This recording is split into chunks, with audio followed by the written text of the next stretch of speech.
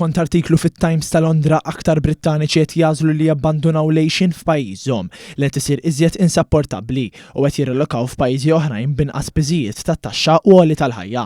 U mill-pajjiżi kollha fejn jistgħu jagħmlu dan it-Times tisħaq li Malta hi l-għażla ewlenija għal Brittaniċi li qed ikkonsidraw li emigraw u bil-possibilità imminenti ta' żidiet oħrajn kbar għal familji u negozji fil-budget Brittaniku fil-jiem li ġejjin iżjed qed jażlu li jagħmlu dan il-pass sinifikanti f'pajjiżna.